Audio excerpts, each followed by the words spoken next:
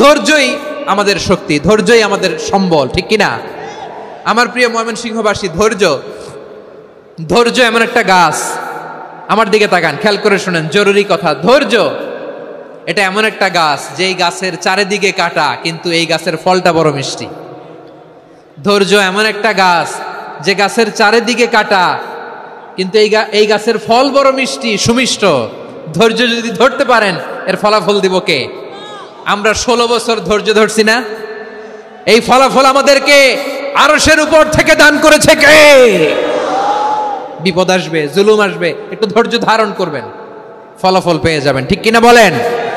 এজন্য আল্লাহ বলেন, সাবিরিনা সাবিরাতি, ধৈর্যশীল বান্দা বান্দীদেরকে আমি বড্ড পছন্দ করি।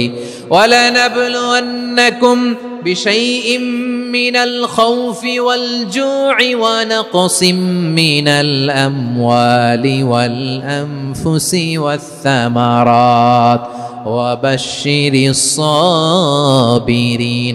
আল্লাহ বলে, এই জমিনে আমি ভয় দিয়ে, ক্ষুধা দিয়ে, জানমালের হানি দিয়ে, সম্পদ হানি দিয়ে তোমাদেরকে পরীক্ষা করব। এই পরীক্ষায় সফল হবে তারা ধৈর্য ধারণ করেছে যারা। ইন্নাল্লাহা মা'আস সাবিরিন, ধৈর্য ধারণকারীদের সাথে আল্লাহ আছে রাডাই। ধৈর্য ধরতে হবে, ধৈর্য ধরতে হবে। ধৈর্য এমন গাছ যে গাছের চারিদিকে কাটা, ফলটা বড় মিষ্টি। বিশ্বনবী বলেন, আজাবান লি আমরিল মুমিন আন্না আমরাহু কুল্লাহু লাহু খাইর ওয়া লাইসা যালিকা ইল্লা লিল মুমিন ফাইন আসাবাতহু সাররাউ শাকারা ফাকানা খাইরাল্লাহ ওয়া ইন আসাবাতহু দাররাউ সাবারা ফাকানা খাইরাল্লাহ। বিশ্বনবী বলেন, এই যে ইমানদারদের ব্যাপারটাই আলাদা, ব্যাপারটাই আলাদা। এটা ইমানদার ছাড়া অন্য কেউ এই বরকত পায় না। কি বরকত? ফাইন আসাবাতহু সাররাউ শাকারা, ইমানদাররা ভালো অবস্থায় থাকলে শুকরিয়া করে, এটা তার জন্য ভালো। শুকরিয়া করলে সওয়াব আছে না নাই? মুমিনরা বিপদে পড়লে ধৈর্য ধরে। আচ্ছা বলেন তো, ধৈর্য ধরলেও সওয়াব আছে না নাই? তাহলে সুখের সময় শুকর, দুঃখের সময় সবর, উইন উইন সিচুয়েশন। আমাদের সারা জীবনই এই দুই আমল আছে না নাই? হয় আমরা শুকর গুজার হই, নয় সবর করি। সুখের দিনে আমরা শুকর গুজার হই, বিপদের দিনে সবর ইখতিয়ার করি। তাহলে হয় শুকর নয় সবর। যখনই থাকি, যে অবস্থায় থাকি, আমাদের সওয়াব আছে না নাই? আবার আল্লাহর নবী আল্লাহর কাছে দোয়া করতেন, আল্লাহুম্মা জাআলনি শাকুরা ওয়া জাআলনি সাবুরা ওয়া জাআলনি ফি আইনি সাগীরা ওয়া ফি আ'য়ুনিন নাসি কাবীরা।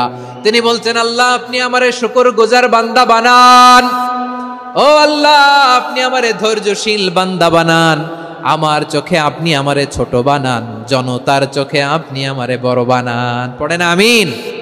তাহলে আস-সাবিরিন ওয়াস সাবিরাতি, ধৈর্যশীল নারী ও পুরুষ আল্লাহ পছন্দ করেন। শুনতেছেন? কয়টা গেল? 1 নম্বরে মুসলিমিন মুসলিমাত, 2 নম্বরে মুমিনিন মুমিনাত, 3 নম্বরে কানিতিন কানিতাত, 4 নম্বরে সাদিকিন সাদিকাত, 5 নম্বরে সাবিরিন সাবিরাত, 6 নম্বরে আল খাশিঈন আল খাশিআত। মনোযোগ আছে না গেছে?